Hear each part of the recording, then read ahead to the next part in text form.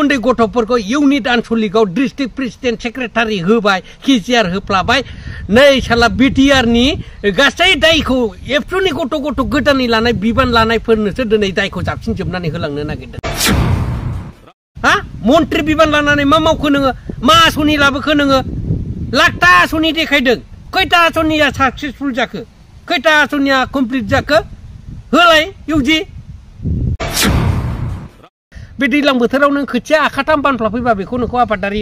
आबादारिखौ अननाय होना बुजिबाय आसनिखौ हो आबादारिनो मा होनांगौ खौथ' दोन बेथ' फाल्तु मानसि बियो लिडार नङा बियो लिडार नङा जातिखौ थगायबोनाय जातिखौ बुलाय सोलाय खालामबोनाय एबसु एनडिएफबि बेल्टि एनडिएफबि खालामबोनायाबो बे उरखावानो फार्स्ट एनडिएफबिखौ होसो देथारनांगौ होनग्रा मानसिया लिडारा बर'नि लिडारा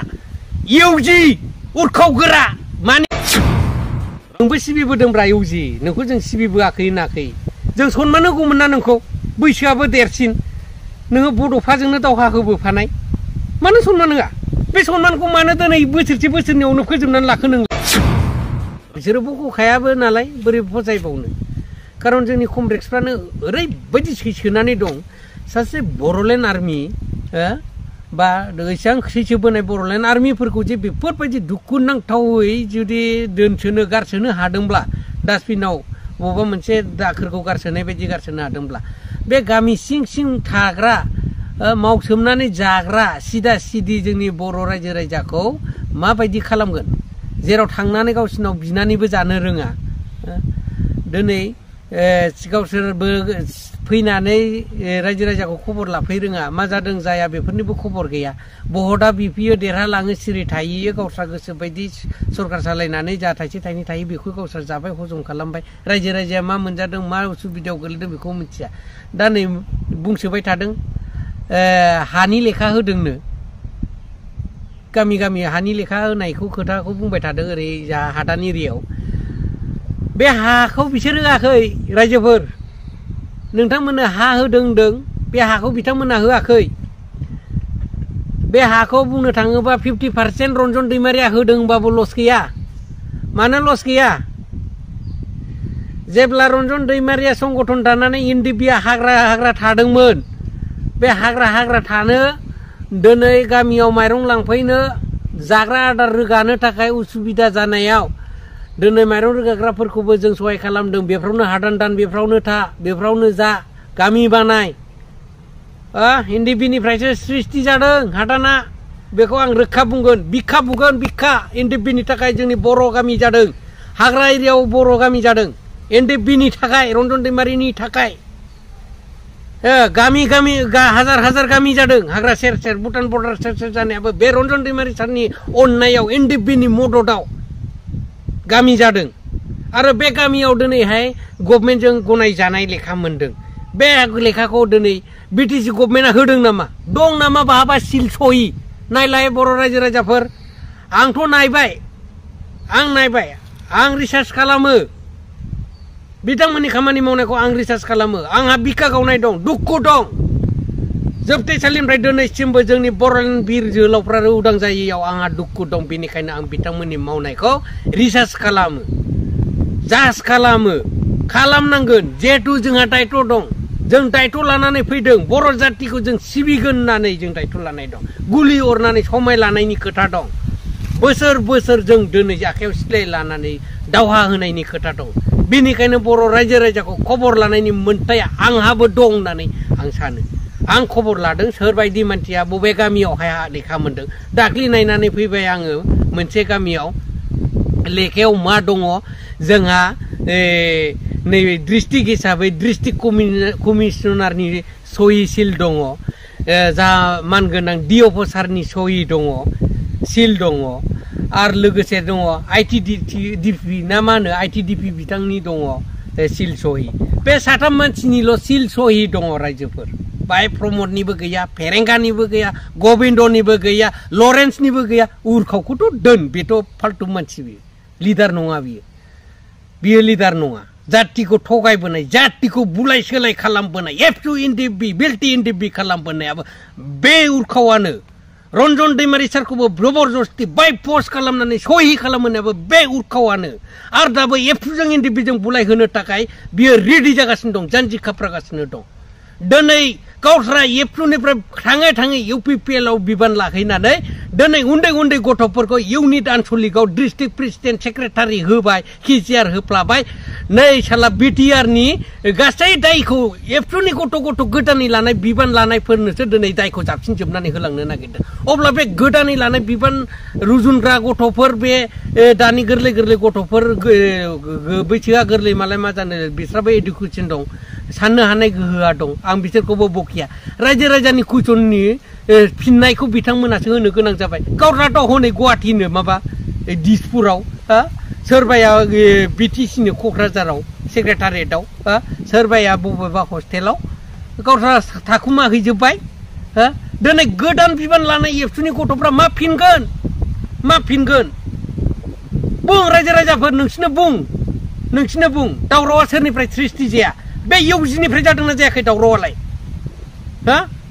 बे क'क्राझार डिस्ट्रिक्टआवनो बे जोंनि रामफलबिल आनसलिकआवनो फार्स्ट एनडिएफबिखौ होसो देथारनांगौ होनग्रा मानसिया लिडारा बर'नि लिडारा इउजि उरखाव गोरा मानि गोरा नोंलाय बे गोरा टाइटेलखौ बबेनिफ्राय लाखो नोंलाय जातिखौ फोजोबबावनो नागिरदों नामा नोङो उरखाव दिनै मा मावैखो नोङो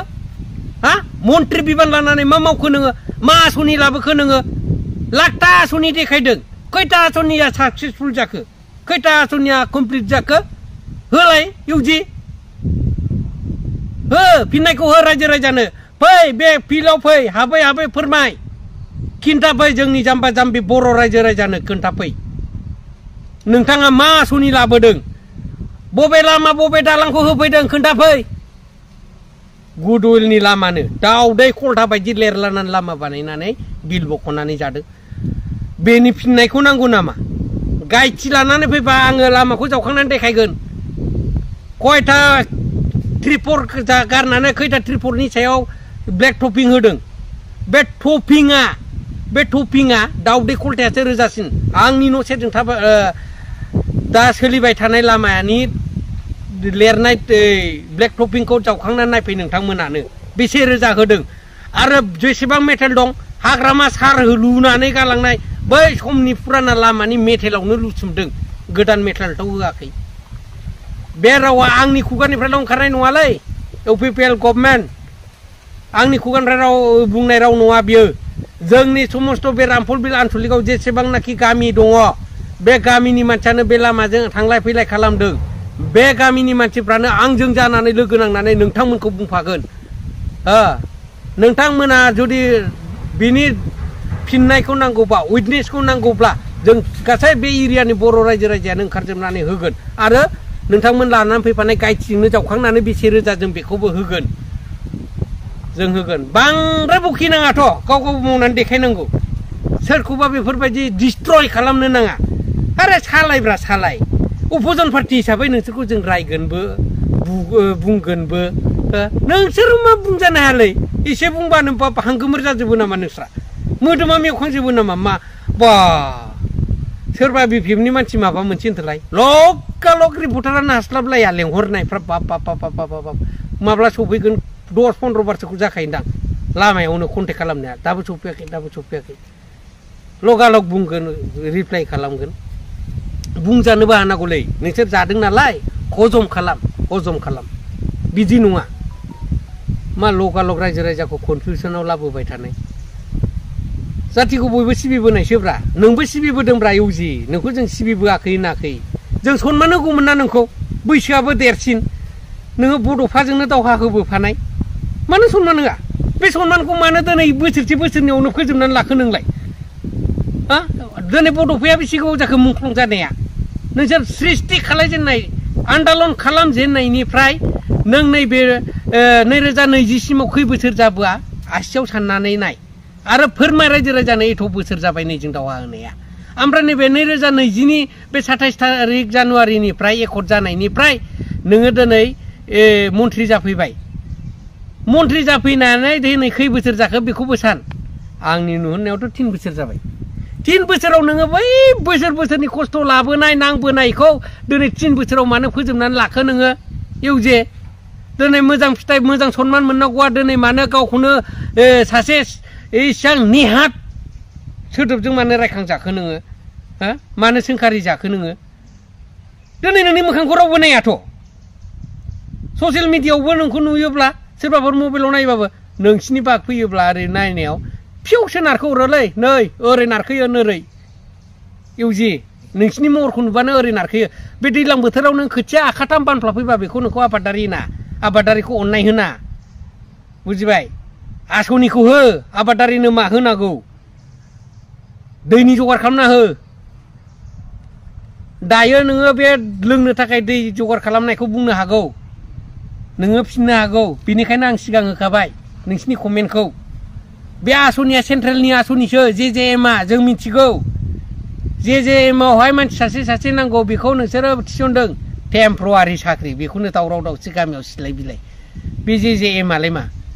जाय दै लायो बे 20 थाखा हरनांगौनो कारेन्ट बिलनि सोर फाग्ला न'खर दै मटर दं नोंनि जेजेएमनि दैखौ सोर लागोन जाखो कारेन्ट बिलखौ सोर होगोन जाखो गाबोननो खारगोन बे नोंनि दै थिंखियाव थाग्रा टेम्परारि साख्रि मावग्राया सोर लागोन बिदि नङालै बेफोरजों थगायनो नाङा हो गामि हाबनानै हो मा नांगौ मावनानै जानायाव मा आसनि होनांगौ गासै जगार खालामनानै होजोब रायजो राजाखौ फोथांनोबा डेभेलप खालामनोबा मा फाग्लानि गोदाव सोराव मार्केटखौलाय मानो हमना होआखै मार्केटखौ दस्रा स्टेटआव जों थाङो मिथियो आसाम स्टेटआव मानो मार्केट गैया माइनि मार्केट हमनो नागिरदों मोजां क्लियार खालामना हो खोनादों आं दाख्लि एग्रिकालचार अफिसाव थांनानै जे फैगोनबा नैबे सिजननिफ्राय मार्केटआ गभर्नमेन्ट रेट जासिगोन गभर्नमेन्ट रेट खालाम बाहाय जोंहा सेटिसफाइड रायजो राजा सेटिसफाइड गभर्नमेन्ट रेट खालायोबा जोंहा गैयाबाबो 200-300 प्लास जायो पार मन पार केजि बेफोरखौ बानाय जों फाथो मावो फाथोआ जोंहा मार्केट दं नामा माइ मावदों माइखौ दा मार्केट हमनो नागिरदों गोजोनदों बेसर मावगासिनो दं बेसरखौ मार्केट हमनो बाहायबो गोजोनगोन थांगासिनो बिटिआर गभर्नमेन्ट थांगासिनो बेंगलाव थांगासिनो जोंनि माला साहा फिसा 3 बिगा 5 बिगा बयबो गायनानै दं 60 थाखा केजि बेखौबो सिन्था खालामब्रा बेफोरखौ नोंसोर नायस'ना सोर नायस'नांगौ जों बायदिया नायस'नांगौ जों गायग्राया नायनांगौ बेखौ जों गायग्राया रेट खालामनो हागोन नों बायदि लिडारा खालामनांगोन नों लादों दायित्वखौ रायजोखौ खांनाय रायजोखौ सिबिनाय रायजोनि गांनो सुबिदाखौ नायनाय बे बिबाना नोंसिनाव दं नोङो केबिनेट मन्थ्रिसो इउजि नोंथां केबिनेट मन्थ्रि नोंखौ आं गोदो सारनोमोन खेबसेथ' आं नोंनि इलेक्सनावबो स्टेज प्रग्राम लाखांबायसोमोन दै नोंनि जानानै मोजां मावगोन होननानै खिन्थु गैयालै ओरैबायदि थगायसुलालै नों स्टेटआव केबिनेट मन्थ्रि जानानै नोङो दिनै स्टेटआवनो बे बिटिसिखौ स्टेटआ 75% सालाय हरखानायावनो नोङो बिटिसियावबो नोङो कृषकफोरनि थाखाय मार्केट रेट खालामनानै होनो हाया मानि मन्थ्रि नोंलाय आरो दे डिपार्टमेन्टआ आलादा जानो हागौ एसेमब्लियाव बुंदोब्रा एसेमब्लियाव आयेन बानायदो एसअपि बानायो नोंसोरो माबायाव एसेमब्लियाव एसअपिखौ बानायदों गारि हमनायनिल' एसअपि नामा गारि लेखा हमनायनिल' एसअपि गारि लेखायाथ' जों बेसेबां बानायनो आंथ' बेखौ बुंबायानो थादों मोनसे बानायबा मोनसे थालाङो मोनसे बानायबा मोनसे थालाङो बेखौ नोंसोर एसअपि खालामनानै थानायाव टारगेट हरनानै थानाखौ हमहैयो फाइन फोनांहैयो बेल' नङाथ' केसा मानसिजों बानायजानायसोथ' इउजि जों मिथियोथ' केसा हारसिं जोनोम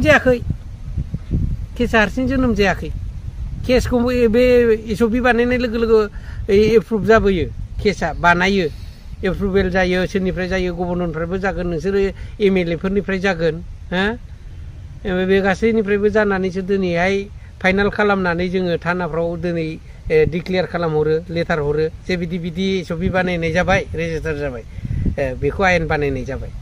बानायदो आयेन बानायनानै रन्जन सारफोरखौबो जोंनो जेसेबां जेलाव दङ एक्सफ्रा बा आदार स्टेटआवबो थानो हागौ आदार कान्ट्रियावबो दङ भुटानफोर बायदियाव गासैखौ जमा खालामनानै होफैदो फै ज' बर' गोजा गोमनो एकदम पलिटिकेल पावारखौ बारायहोथारसै दिनै आं नोंखौ बखिदों गाबोन नोंखौ लोगो मोनोबा मिनिनानै रायज्लायगोन आं हेन्डसेट लागोन नोंजोंबो इउजि जाथिनि मोजां खामानि मावोब्ला जाथिखौ अनसायोब्ला नोंथ' जेबायदि दा सोलिदों नों जाथिखौ अनसायथाराखैलै गैया अनसायाखै नोंखौ फोथायनानै दिनै मेगन नोंसिना सहि होलायदों रन्जन सारा नों जाथिनि मावाखैलै बिदिखौ जाथिनि मावनाय होना बख' थाबैनो आयेन बानायनानै दा बेनो आं उनाव बुंबावगोन नायबावगोन नेबावगोन डिसेम्बरनि खोथा होदोंथ' दे नेगासिनो दं बेखिनियानोलै रायजोफोर ज' जालायनानै पलिटिकेल पावारखौ फोराफैदो